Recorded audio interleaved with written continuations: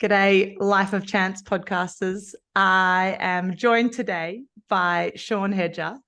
Sean, thank you so much for joining us. No worries, Emily. Happy to be here. Emily, it's already formal. I should have introduced you as Hedge rather than as Sean because I've set the tone.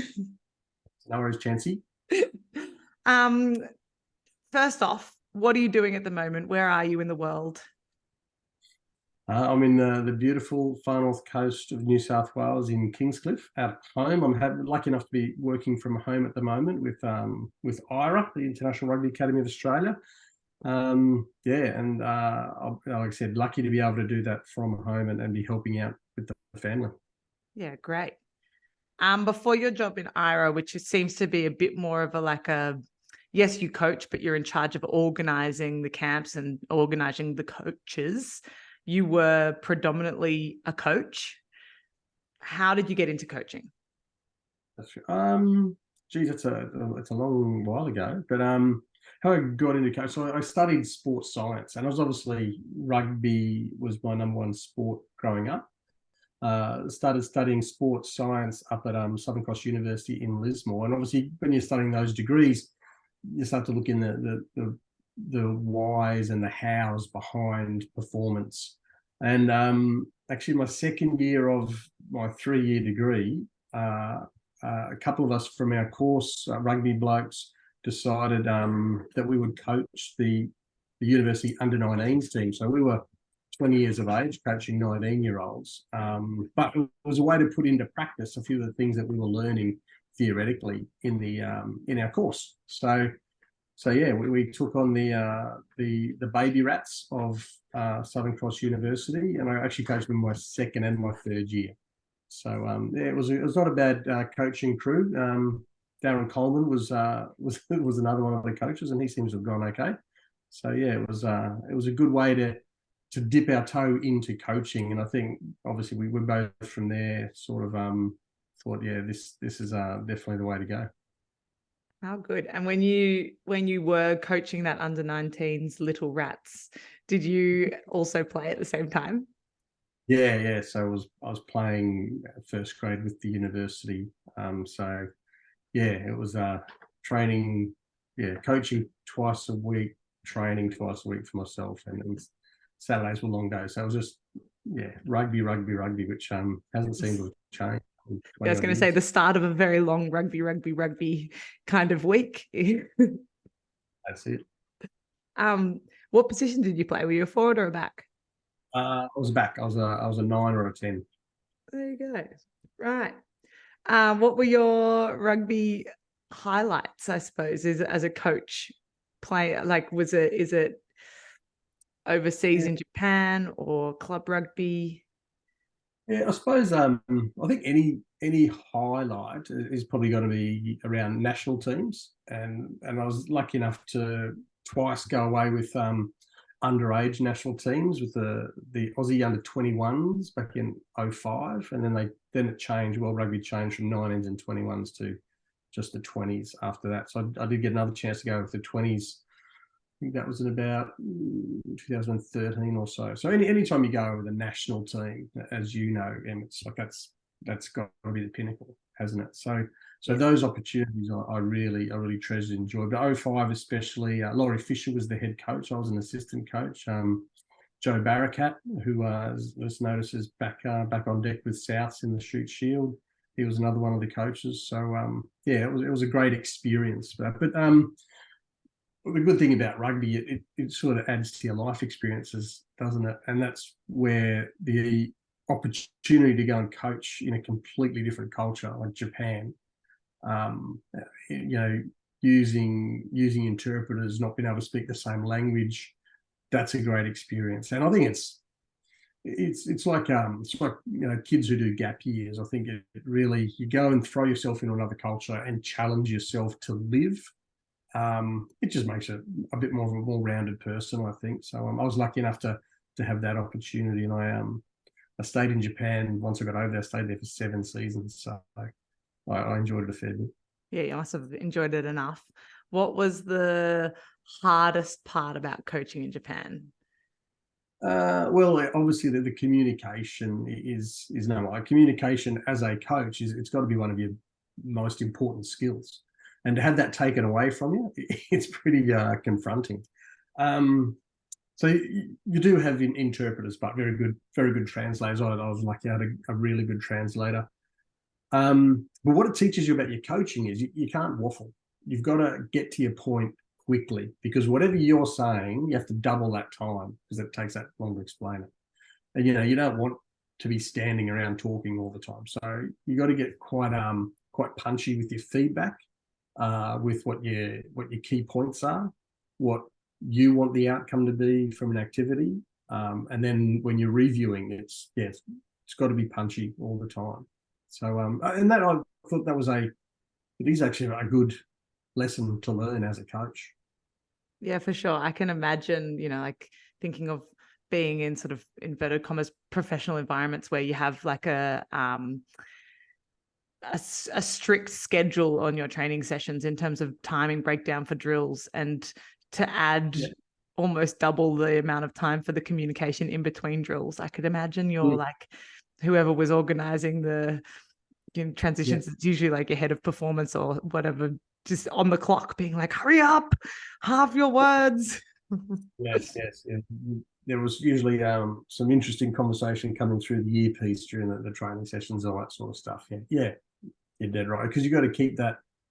You want your intensity at the right level in your training sessions and all that. So yeah, so it was it was a really good learning experience on and off the field over there. It was great.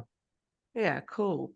So I'm going to take you through to the place where I'm more connected to, being clubland and Sydney Uni Rugby Club specifically. You've coached at Bond and Sydney Uni, two very different universities, but also two universities that are ingrained in club rugby in Queensland and then in Sydney. What is was there any like a particular draw to being part of a university environment in clubland, or was it just by chance? And once you get one, a reputation happens to take you to the next uni. I think it was definitely more by chance than by design. That's for sure. The opportunity to coach at Bond University just came at the right time. Although I was with the Melbourne Rebels at the time, that from a family point of view, we needed to get back to Queensland. The kids were young and we didn't have much support down in Melbourne, obviously. So we just wanted to be back. We've been on the road. You throw in Japan, then we went to Sydney, then we went to Melbourne. We've been on the road for over 10 years, and we just thought, well, there was an opportunity, so we went to Bond.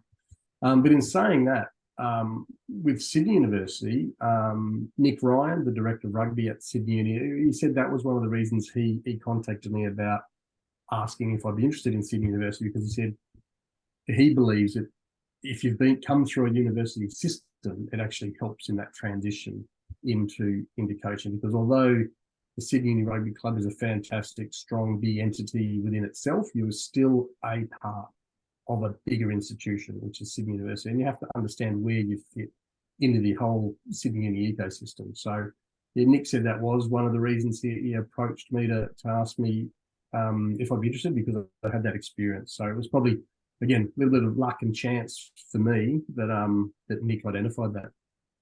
Yeah. What I won't ask you which environment you like better between Sydney Uni and Bond, because I think they're unfair comparisons, and I know the answer would be Sydney Uni. But what was the biggest challenge or the biggest learning between being in the community rugby space, but at Sydney Uni and Bond, versus the more professional environments that you were in?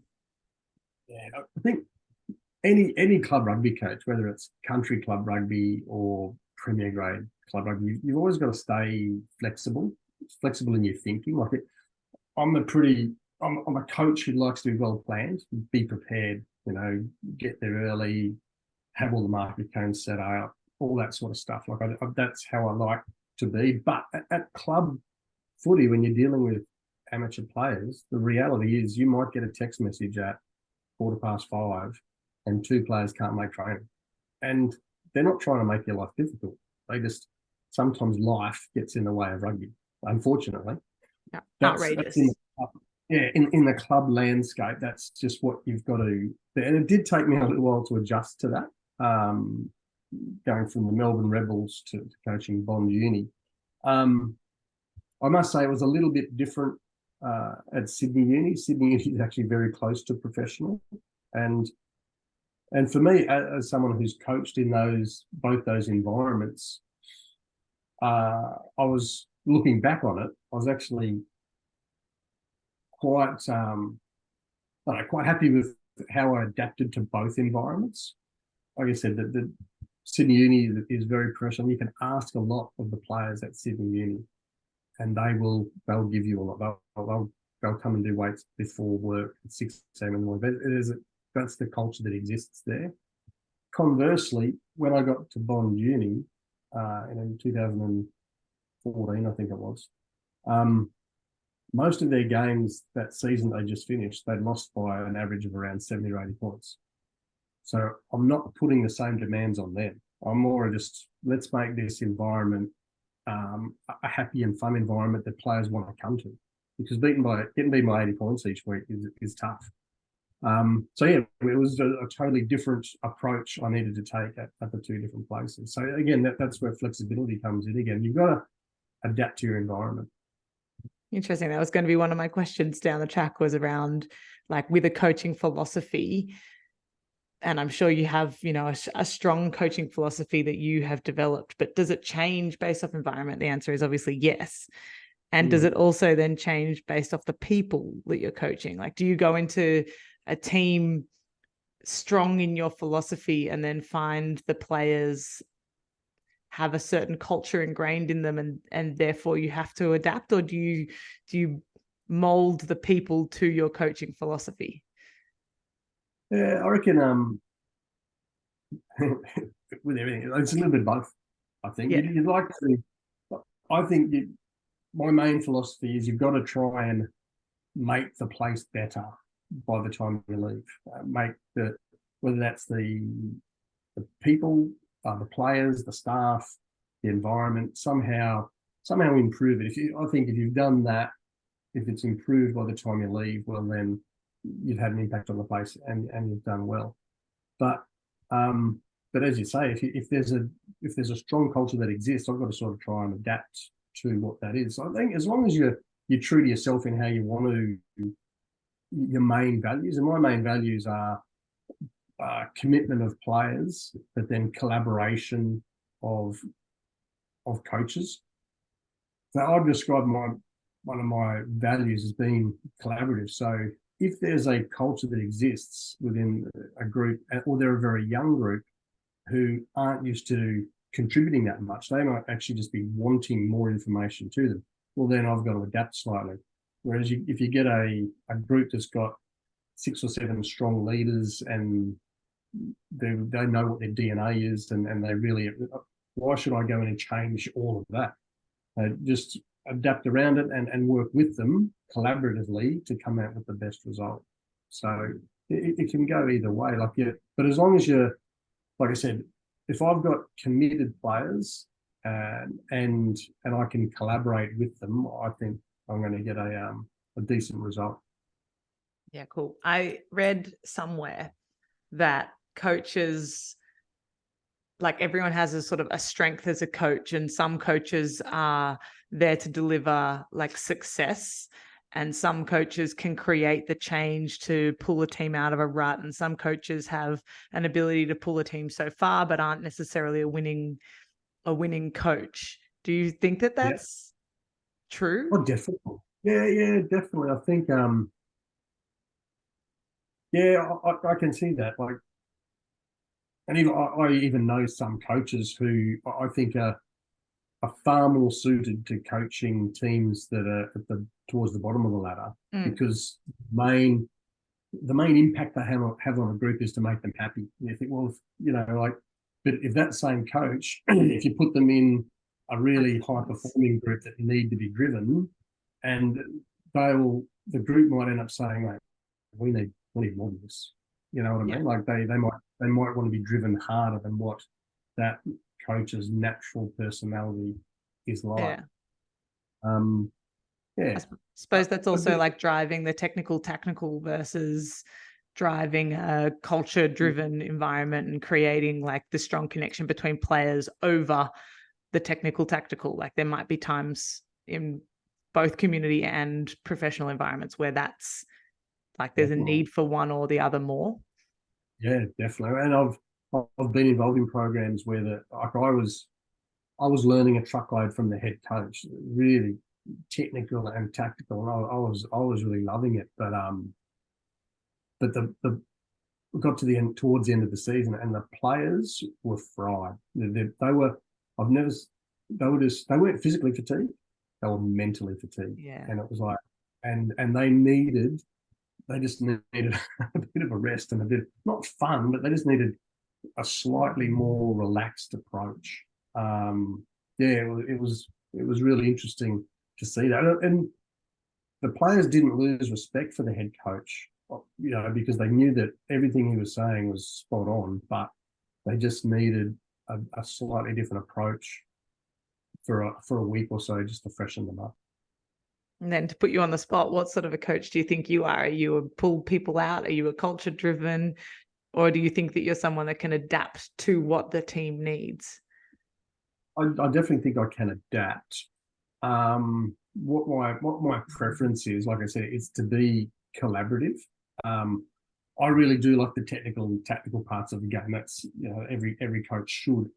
But I don't like to enforce like new tactics onto a group. It's more like, well, guys, what do you think about this? I think this could work for these reasons. I think we've got these strengths. I think we've got some weaknesses here, so we should avoid that. So that it becomes an understanding, the players understand the why behind tactics, I think is really important. So yeah, that's I like collaborating with my players and with my staff so that everyone's on the same page. One thing I really learned, probably the biggest lesson I took out of Sydney Uni, was clarity. The players there demanded clarity.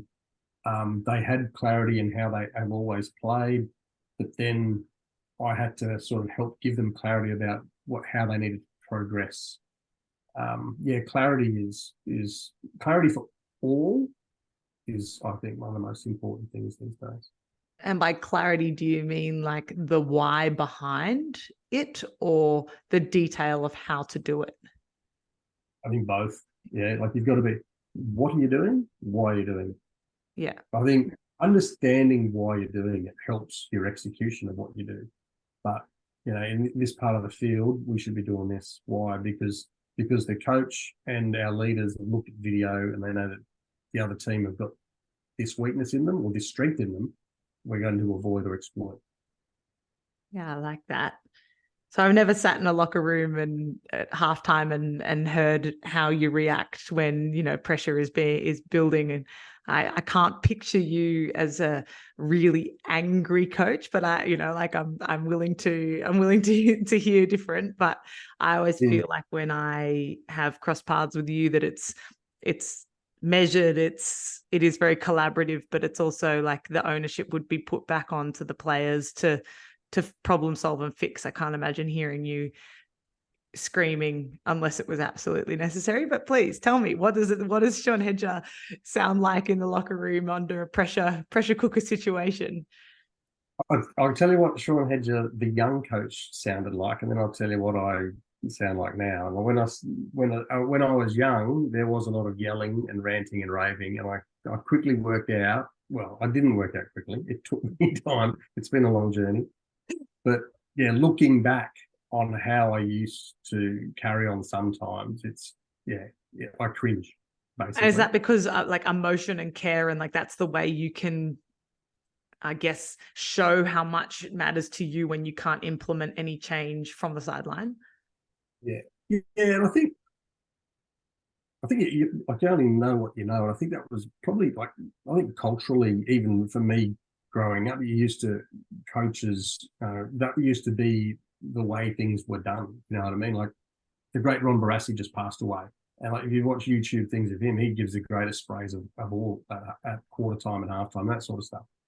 So Rodney Eade, everyone's seen those sort of things. It was a bit of a way that I think coaching has just matured in a lot of ways. And when you, as I said before, communication is your greatest skill. Well, is yelling so that the veins in your forehead are popping out? Is that the best way to communicate?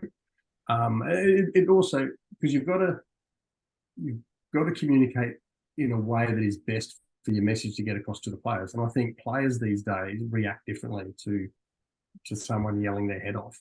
So I'd like to think that I have evolved in that way.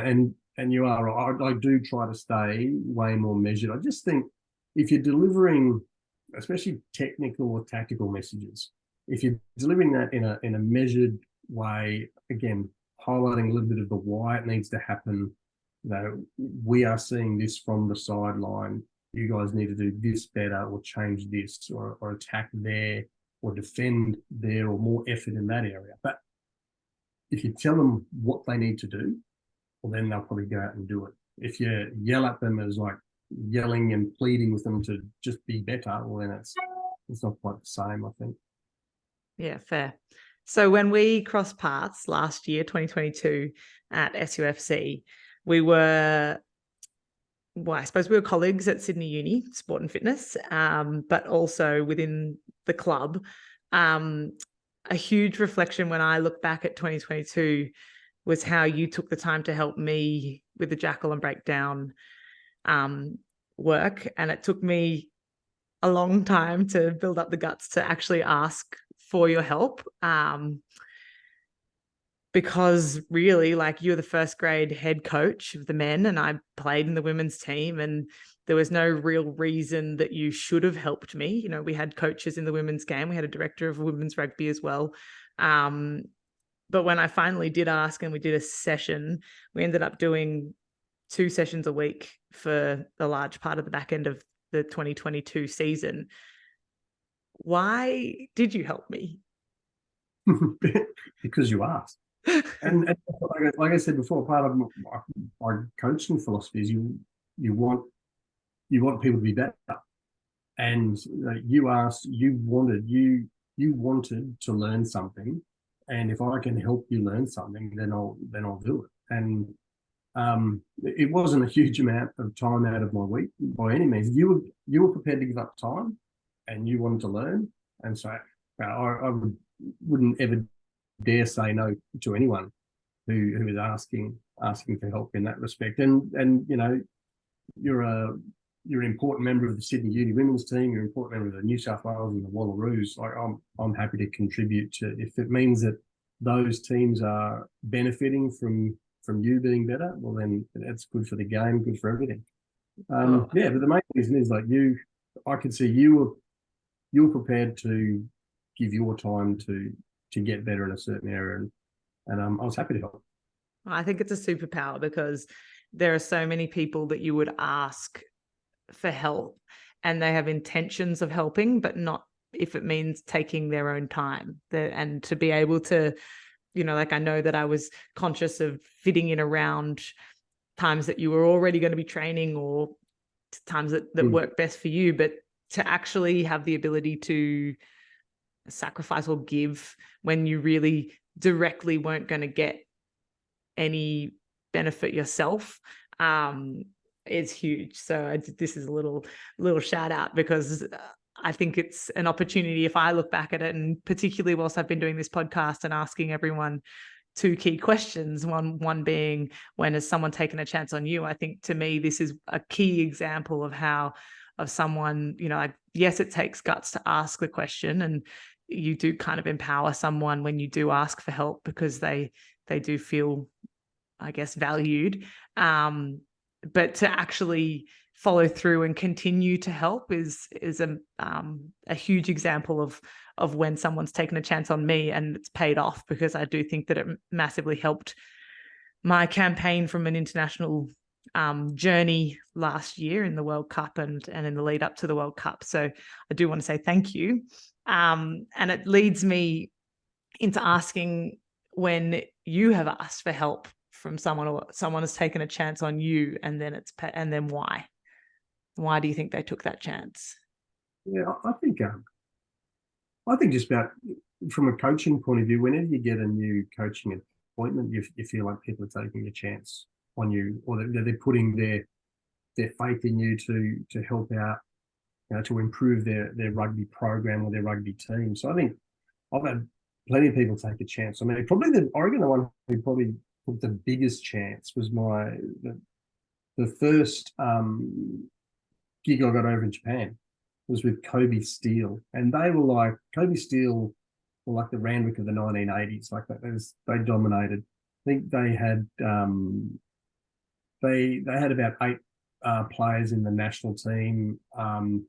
Of them, a heap of them have played over 50 tests and all that sort of stuff. And if you know anything about Japanese society, it's very hierarchical. Age is really important to them. So you're that age, or you're younger than him, he's superior to you straight away. That's it. So I was only 30 years of age going over to Japan to this professional team, and some of those experienced Japanese players were actually older than me. But the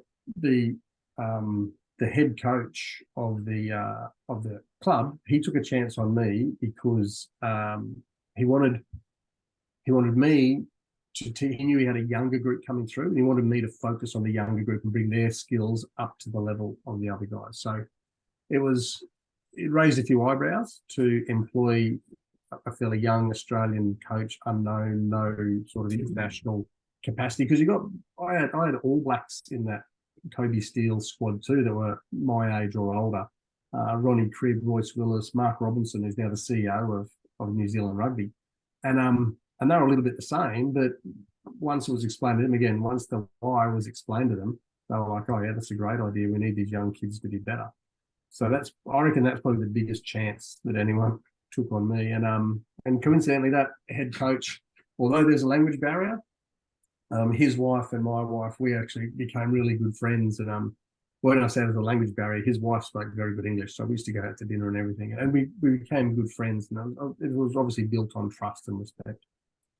Nice. So why do you think he took the chance? Like, was it your CV? Was it good communication?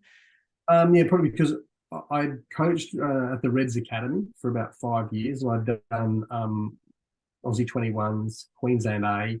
So he saw that I had experience in developing players, taking them from one and pushing them up to the next level, which is always a great feeling as a coach at that academy level when you see guys get professional contracts or go on to the Wallabies and all that sort of stuff. So he saw that was what I had experience in doing, so he wanted me to do that with their younger players. Yeah.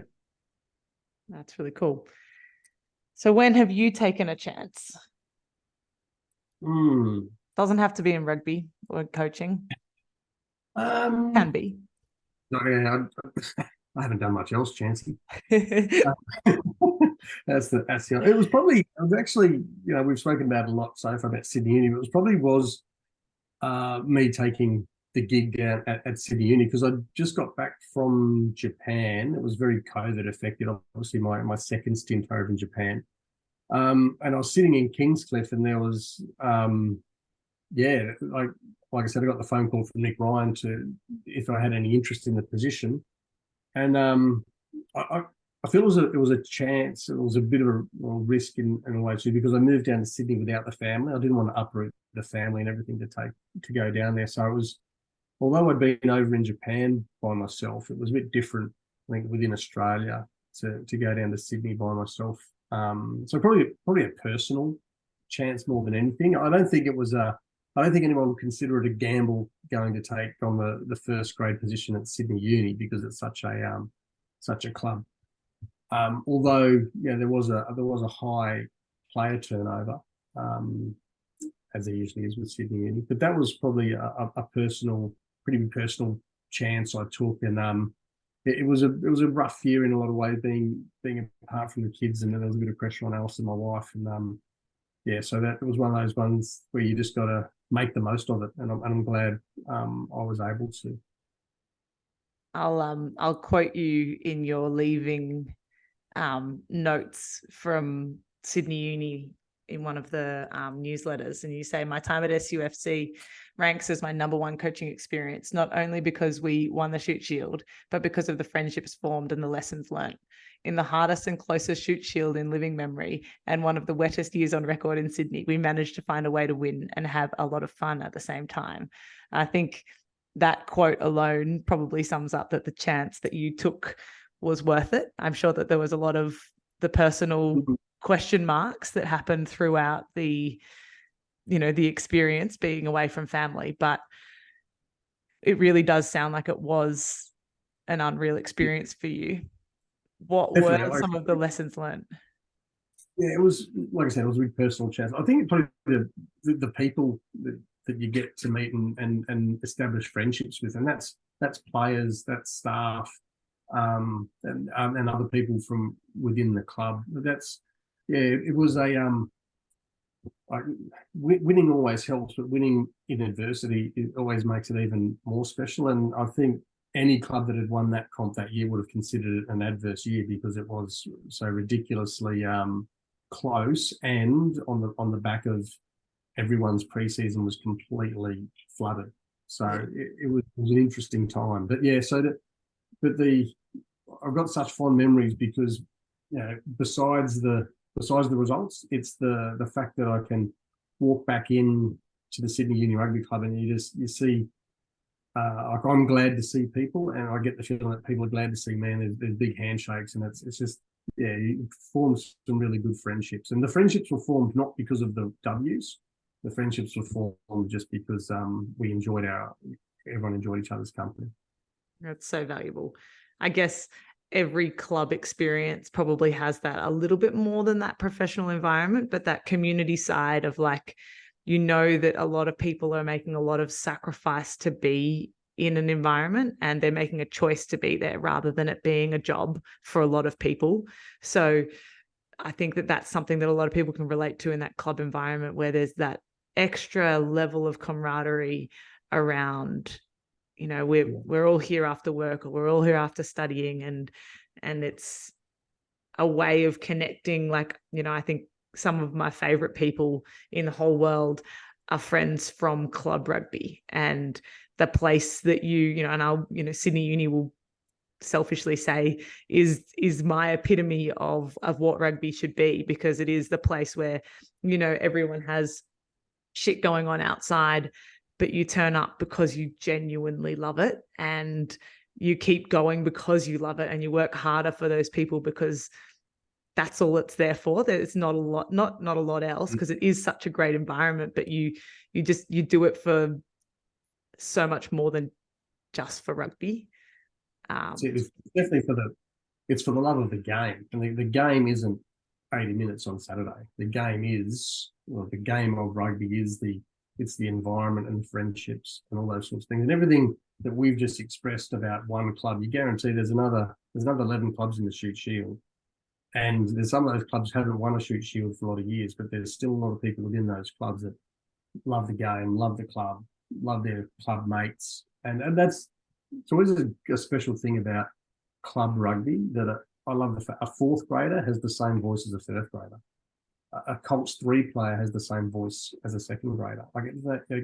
You're a member of the club. That's it. It's not as hierarchical, although on the weekends you do play at different times, but it's, at the end of the day, you're a club person. Everyone belongs to the one club, not the one team. You belong to the club first. Yeah, you put on the same polo, and that's what matters. And I guess also that comes with the community around a club. And I know we're sort of banging on about club environments, but I think, the community of the supporters that turn up to watch from fourth grade all the way through to the end of the day, or the people that are happy to have a drink with you in the bar, or talk to you about a job, or be a connection into something else. I think there's such a huge community in the Sydney Uni environment, and any club environment, being country rugby, city rugby, subbies rugby. There is an alumni of people that care and that have dragged the club through the same kind of position or a worse position at some time.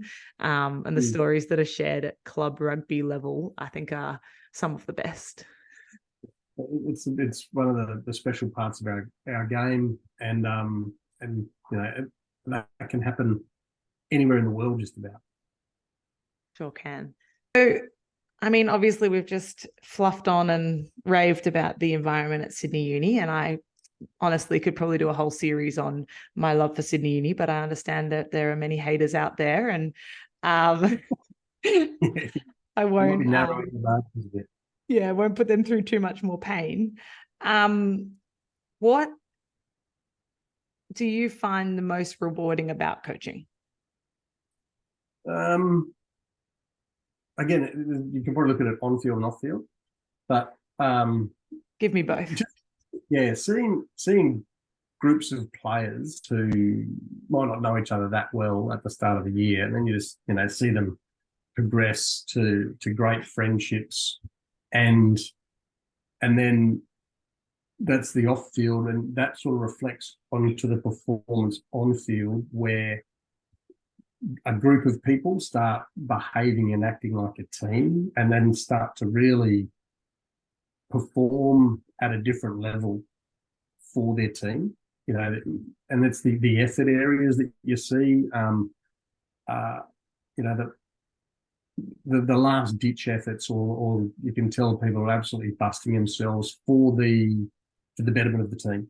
And then the other thing about on field is, like, if you see a group of players who have been practicing something for a long period of time, and to see it all come to fruition, and likewise even week to week, if you throw one special play in because you've identified something in the opposition, and if that comes off, like that's a bit of a high right there. And then you multiply that by about 100. It's when you've implemented a game model, and you've done lots of fitness work in order for the game model to work properly, and you see it all come to fruition.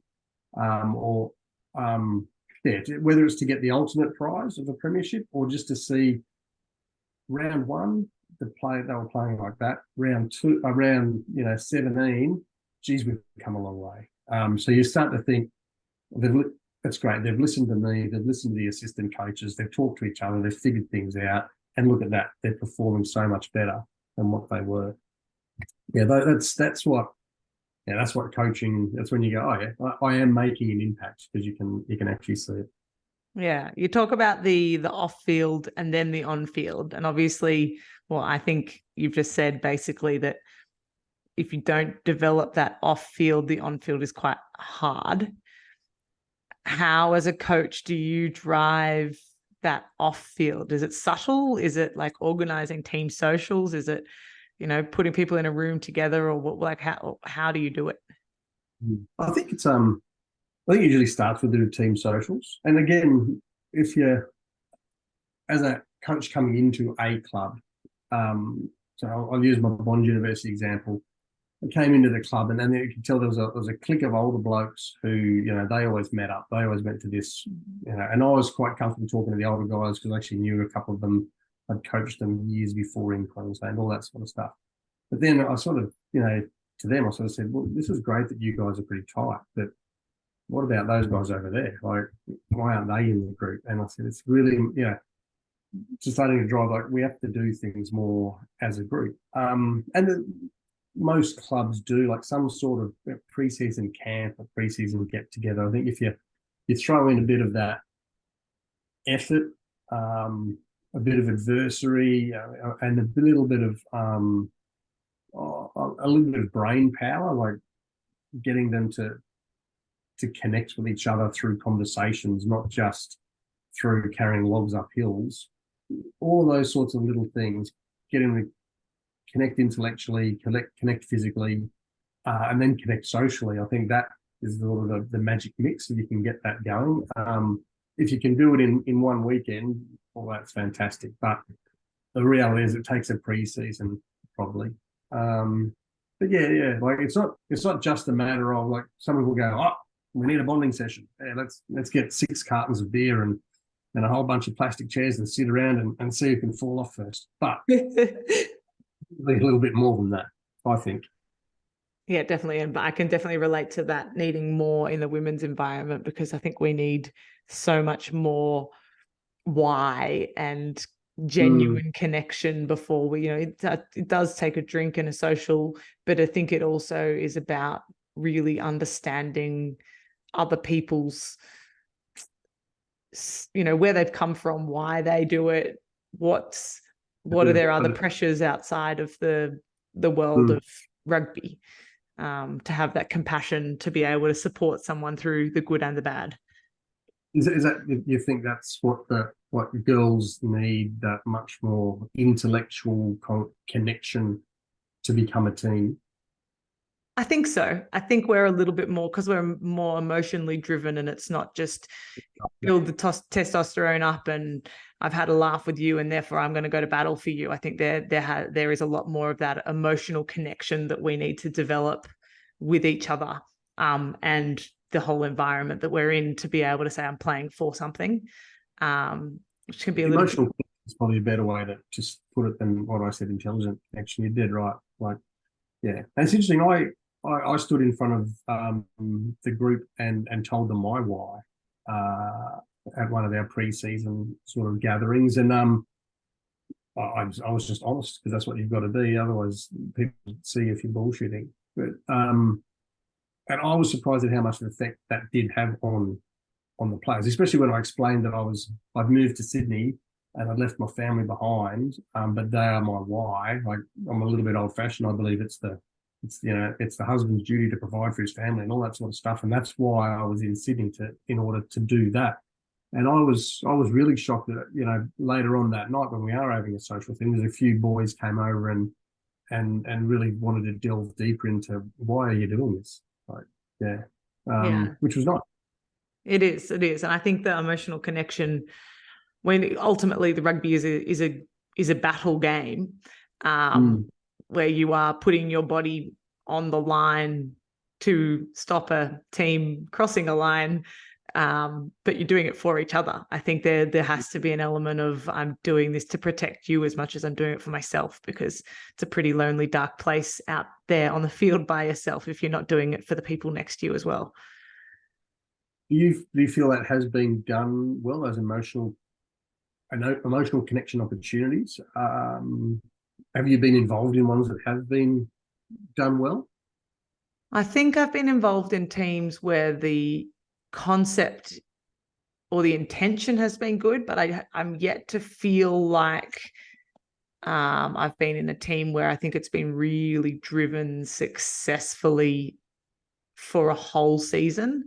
And that's hard, because I don't play in a lot of teams at the moment or haven't really played in a lot of competitions where we play a long season. So for Super W, when it's a 6-week season and a 2-month preseason, sometimes the preseason gets caught up in too much training because we've got to win. And you forget that when the season happens, there's no time for the social bonding. But then I think there's also merit in spending 2 months together. You naturally are creating that emotional connection. You go to Wallaroo's environment where we're not in a season. So it's test match to test match. And as much as you can develop each game, your strategy often changes game to game. So it is a harder, and you're not together weekly. You're together with a third of the group. So you form connections with a certain part, but maybe not with the others. So I think that's a really difficult environment to create that connection and a united why. And then club rugby wise, I think the women's game, and I was, at Sydney Uni, has always been a very good family. And we are very good at being inclusive, I think, as a program, but each year it changes with our resourcing and bits and pieces, and it's definitely growing, but just working out what the whole team identity is inside a club identity as well, I think is can sometimes be a challenge with different meanings of words and whys. And that's, again, something that then happened when I was at Harlequins last year. We were trying to connect our team values to the values of the club. And when someone else has picked words that say what a Harlequin is, and then you're trying to use those words to make your why. I think we spend too much time basically writing down a values book rather than actually spending time connecting socially. And then you have to have coaches that fully buy into that, because the idea of missing a training session to do technical tactical work versus the connection and how that could impact the ability to take on the technical tactical long term. I know, it is such a fine balancing act when there's so much to get through. So I don't know if I've been in an environment where it's 100% been done well. Or done effectively. Yeah. So you've been involved in some processes, but it hasn't quite been. But then I would still say I feel so connected to all of the teams that I've played, well, not all, but lots of the teams that I've played for or continue to play with, that something must be working internally. It's just probably not, maybe resourced appropriately to do the planning at the beginning of the season, rather than like, we're week 7 of club, we haven't had a social yet, we better do something on a Saturday night. But yeah, I think that I can see that there is value to it. I just haven't yet had it fully implemented. Like I said, it's definitely it's a hard mix to get exactly right. And the amount of time that groups are together is probably one of the biggest influences on that as well. Here's a question for you then. Do you think that it should fall to the head coach, the director of rugby, the team manager, the captain? Like, who should be driving the off field? Because ultimately you'd think the coach has to have some involvement, but your job predominantly is judged on the on-field performance. Whereas I guess like a team captain or a team manager is possibly more judged on the cohesion as much as that is the on-field success. So whose responsibility is it? I reckon I think it's a head coach's responsibility, I reckon, to get that emotional connection. And like I said, I think you can do that without it being a big social event. But so I personally would leave the social stuff to the team leaders. If you're organising piss ups and whatnot, like it's just leave it to them to organise. But in saying that, I think it's important that the coaching staff participate and don't necessarily need to lead the way. You don't have to have the yellow leaders jersey on and be standing on the bar for too long and all that. Not for too long. But I think it's important, because then you need to participate, just so that the players then connect with you in that little bit of human level as well. But the emotional sort of connections, I think, of the why, and just the commitment. Like, commitment's one of my, like I said before, it's one of my all favorite values. Like, if you're committed to the club, you're committed to the team, it means you're gonna give your time and you're going to be there. But you've got to sort of help, as a head coach, I want to help drive players' commitment to the place. But then how socially connected they are, I'm happy to be socially connected as well, but I don't think I need to be leading that. Yeah, I like that. I like that a lot. All right, final question for you, Hedge. What are you reading or listening to or doing at the moment that is making you think or challenging you at the moment on the daily? We're on a podcast, so it's really good that, I think podcasts have just made reading so much easier, if you know what I mean. Like, I think everyone who used to read now, you can listen. Like going for a walk in the morning, listening to a podcast means you don't have to lie in bed reading books. True. 11 o'clock at night.